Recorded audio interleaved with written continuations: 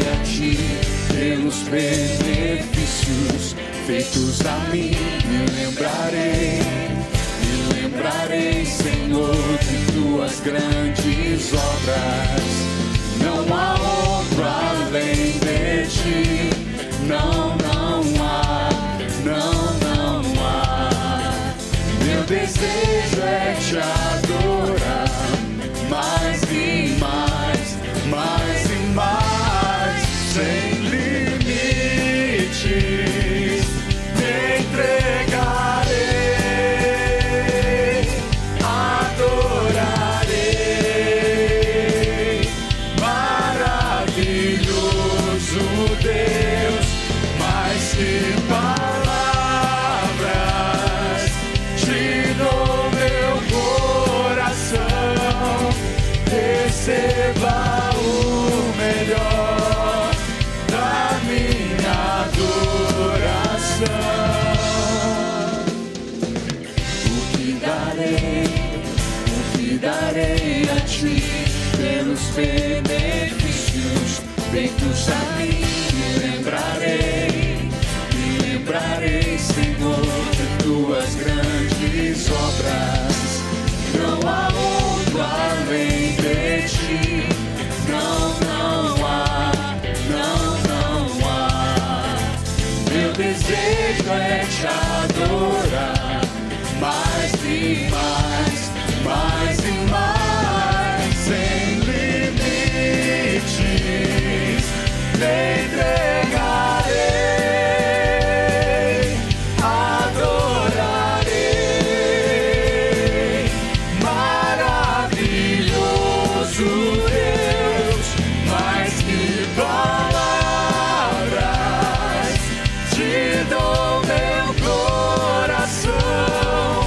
Receba o melhor da minha adoração. Sem limites, sem limites, me entregarei.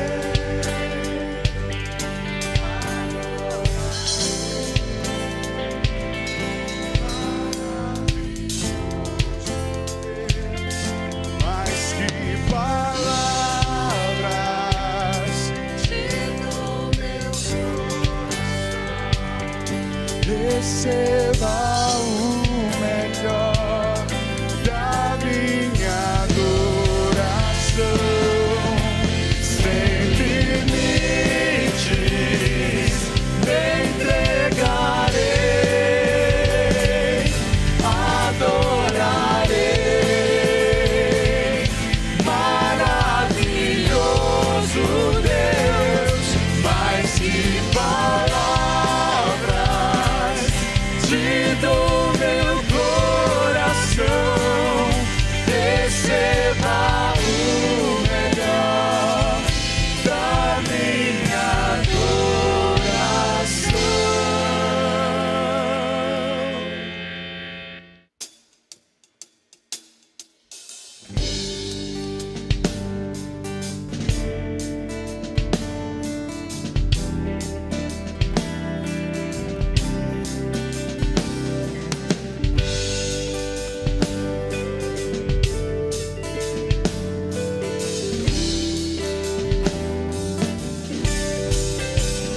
Eis-me aqui outra vez diante de ti, abro meu coração, teu clamor tu escutas e fazes cair as barreiras em mim. És fiel, Senhor, e dizes palavras de amor, esperança sem fim. Ao sentir o teu toque, por tua bondade libertas meu ser. No calor desse lugar eu venho me derramar, dizer que te amo, me derramar, dizer te preciso, me derramar. dizer que sou grato, me derramar, dizer que és formoso.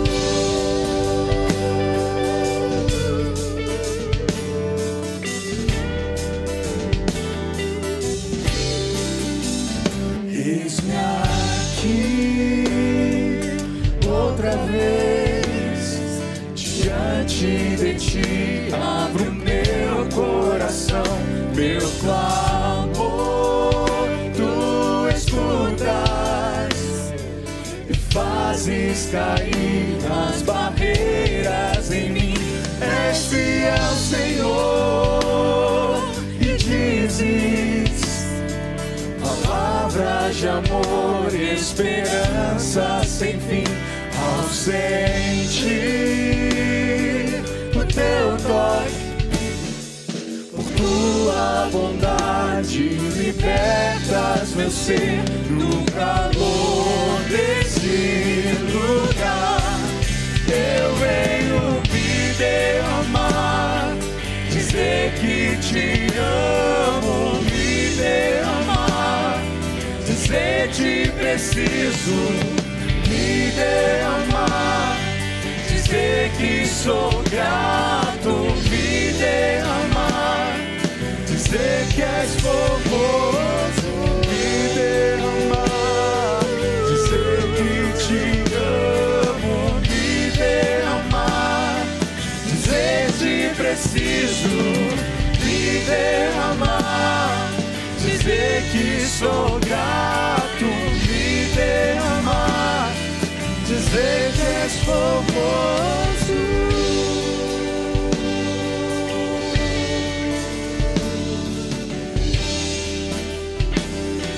Dizer que és formoso.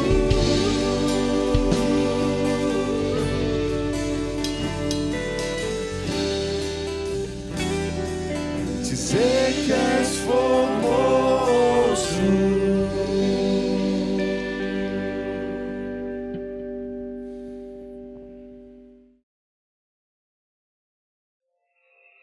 Boa noite, querida igreja, tudo bem?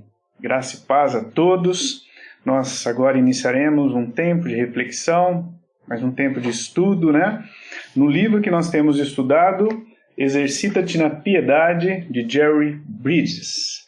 Nós temos olhado para esse livro já faz algum tempo, porque nós desejamos crescer na piedade, desejamos ser mais parecidos com Cristo Jesus. Estamos olhando para o caráter de Deus ao estudarmos sobre piedade. Já vimos algumas características que o piedoso precisa buscar. Nós olhamos ali no capítulo 6 sobre a humildade, nós pensamos sobre a humildade. No estudo 7, nós olhamos para o contentamento. No 8, para a gratidão. E hoje, no estudo 9, olharemos para a alegria. Crescer em piedade implica no crescimento em alegria. Paulo nos diz que o reino de Deus é uma questão de alegria também. O autor ele cita logo no início do capítulo, Romanos 14, 17. Pois o reino de Deus não é comida nem bebida, mas justiça, paz e alegria no Espírito Santo. E ainda no versículo 18, aquele que assim serve a Cristo é agradável a Deus e aprovado pelos homens. Então, todo cristão deveria ser alegre, porque isso agrada a Deus e porque somente o cristão tem motivo para ser verdadeiramente alegre. A alegria ela é uma ordem bíblica e o autor salienta isso. Em 1 Tessalonicenses, nós lemos no capítulo 5, versículo 16, alegrem-se sempre. Lá em Filipenses 4:4, nós lemos, alegrem-se sempre no Senhor. Direi novamente, alegrem-se. Então, se Deus ordena, é porque Ele deseja que todos os seus filhos sejam alegres. Não apenas deseja que sejamos alegres, mas que de fato nós cresçamos continuamente em alegria. O semblante triste não combina com quem comunica que é filho do único Deus, que criou o universo e o governa para a sua glória e o bem-estar do seu povo. O autor diz que isso é uma contradição. Ele cita Sanderson. É ateísmo prático porque ignora Deus e seus atributos. O semblante triste, né? O viver em tristeza. Mas quais podem ser algumas pedras de tropeço que bloqueiam a nossa alegria? O autor cita pelo menos 4, que ele chama de pedras de tropeços, né? O pecado, a confiança mal colocada, disciplina de Deus e passar por provações. O primeiro que ele cita, então, é o pecado. Davi, no contexto em que pecou, orou. E nós vemos essa oração, uma parte dela, ali no Salmo 51, versículo 12. E Davi diz o seguinte: devolve-me a alegria da tua salvação. Num contexto de pecado. Ele pede para que o Senhor devolva a alegria a ele. Então a gente precisa avaliar nossos corações e fazer a seguinte pergunta: estou fazendo ou fiz algo desagradável a Deus que tenho que confessar e abandonar? Estou preso à inveja, ressentimento, espírito crítico, irreconciliável? Se nosso coração for controlado por atitudes pecaminosas, nós não veremos em nós o fruto da alegria. Segundo, confiança mal colocada. O texto de Filipenses 3:1 nos diz: alegrai-vos no Senhor. Qualquer coisa que seja a nossa fonte de confiança, que não Jesus Cristo e sua graça, produzirá uma falsa alegria ou teremos alegria interrompida. Você conhece aquele hino tradicional, antigo? Em nada ponho a minha fé, senão na graça de Jesus, no sacrifício remidor, no sangue do bom Redentor. O autor cita esse hino, né? essa letra que eu acabei de cantar. Se a base da nossa alegria for, por exemplo, o êxito no nosso ministério, nós estamos colocando a alegria sobre uma base muito frágil, porque o êxito vem e passa. Todas as circunstâncias da vida, as circunstâncias chegam e passam. Lá em Lucas 10, 17 a 20, nós lemos que os discípulos de Jesus chegaram a ele alegres, dizendo que até os demônios se submetiam a eles no nome de Jesus. É como se eles olhassem para o ministério que eles estavam realizando e colocassem nisso toda a fonte de sua alegria. Aí mais à frente no texto, no versículo 20, nós lemos que Jesus, que conhece os corações, ele disse que eles deveriam se alegrar não porque os espíritos se submetiam a eles, mas porque o nome de cada um deles estava escrito nos céus. Estava escrito no livro da vida. Seu nome está escrito nos céus, querido. Então, você tem motivo para ser alegre. Terceiro, disciplina de Deus. Pode ser uma pedra de tropeço na maneira como nós a encaramos, né? Em Hebreus 12:11 nós lemos: nenhuma disciplina parece ser motivo de alegria no momento, mas sim de tristeza. Então, se nós esquecermos que Deus disciplina quem ama, e que mais tarde produzirá frutos de justiça, paz, para aqueles que por ela foram exercitados, que escrito isso a gente lê conforme Hebreus, né? Nós lemos lá em Hebreus 12, 6 e 11. Se nós esquecermos disso, nós ficaremos tristes diante da disciplina de Deus. O que não podemos esquecer enquanto disciplinados por Deus é exatamente que Ele nos ama. A quarta pedra de tropeço, que pode ser pedra de tropeço, é o passar por provações da fé. Provações, elas desenvolvem nossa perseverança e nos levam a depositarmos as nossas esperanças na glória que ainda está para ser revelada. Provações fortalecem o nosso caráter. Elas podem ser problemas de saúde, dificuldades financeiras, rejeição, perseguição aberta e outras. Seja qual for a provação, ela tem o propósito de fortalecer nosso caráter. A fé e a perseverança só podem crescer sob a dor da provação. Porém, durante a provação, podemos experimentar esgotamento, e então, dependendo da nossa reação, podemos deixar a alegria de lado. Algo que não podemos esquecer é que a alegria é fruto do Espírito, ou é um dos itens mencionados quando Paulo menciona sobre o fruto do Espírito. É mediante o Espírito Santo que nós gozamos da alegria da salvação e recebemos o poder de regozijarmos-nos mesmo nas provações.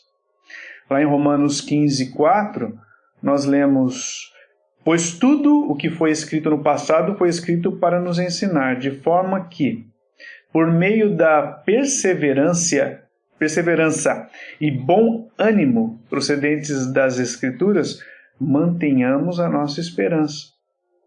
Em Romanos 15:13, nós lemos: que o Deus da esperança os encha de toda alegria. O Deus da esperança os encha de toda alegria e paz, por sua confiança nele, para que vocês transbordem de esperança pelo poder do Espírito Santo. Deus, através do seu Espírito, que usa a sua palavra, é quem concede a alegria da consolação, da paz, que redunda em esperança. É Deus quem dá alegria.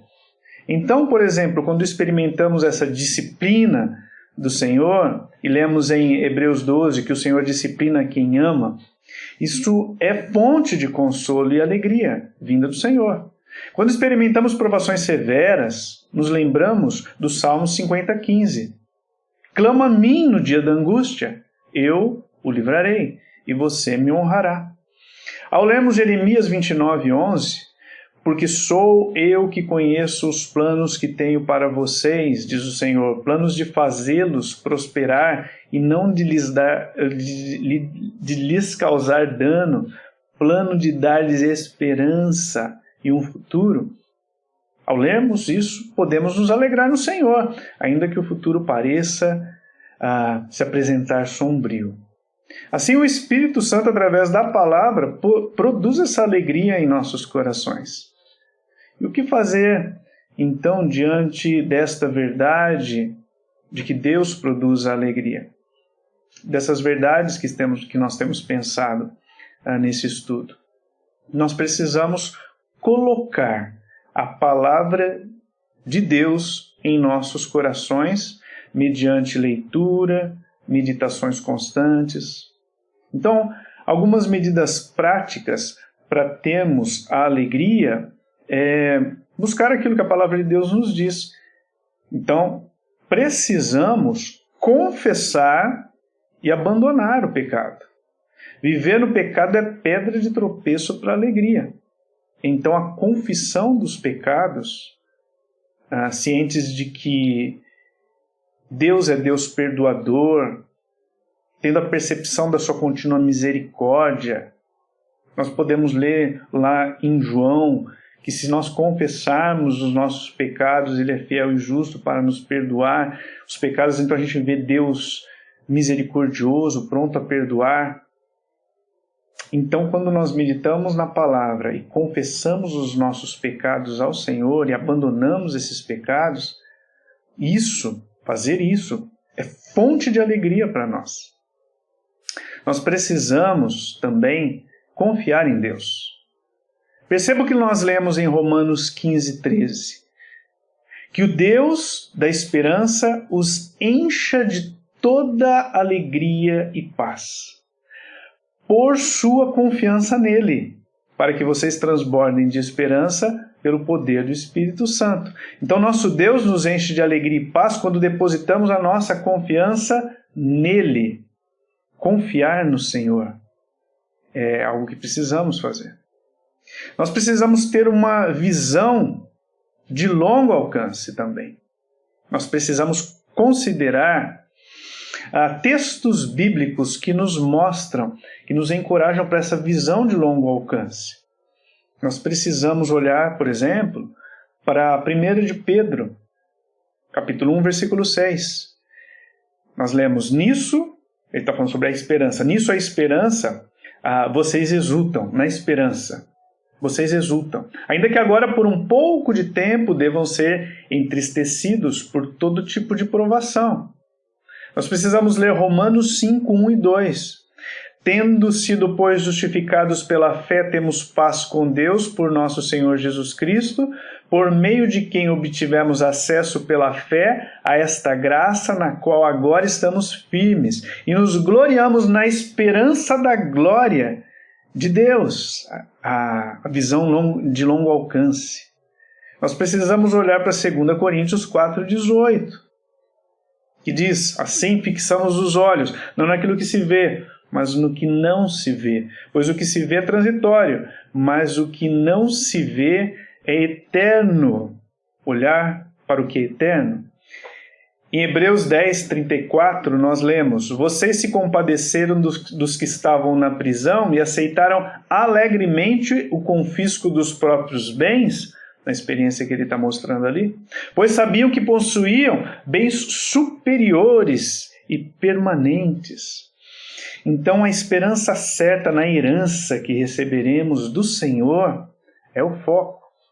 Ter uma visão de longo alcance é fonte de alegria, porque nossos nomes estão escritos no livro da vida. Em 4, em tudo dá graças a Deus, conforme 1 Tessalonicenses 5,18. Nós devemos ser gratos em todo o tempo, nas circunstâncias agradáveis, nas desagradáveis.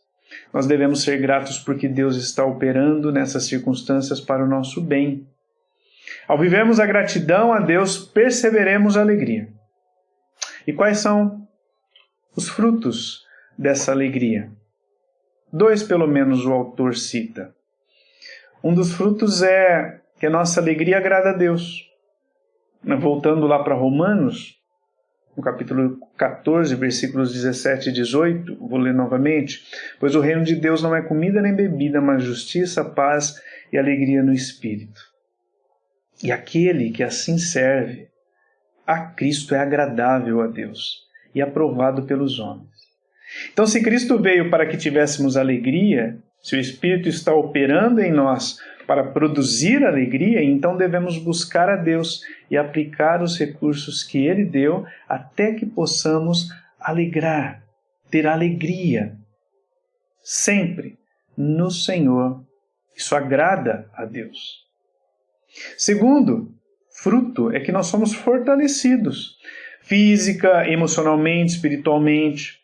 O autor, ele conta ali, quando ele fala sobre isso, sobre esse fortalecimento, o autor revela a sua experiência de que quando ele se regozija no Senhor, ele percebe a força presente até na prática do exercício físico, na corrida, por exemplo. Parece ser mais fácil quando ele está vivendo em alegria. Ele conta que, vivendo momentos de desânimo relacionado ao ressentimento para com o irmão, sua hora devocional ela era prejudicada.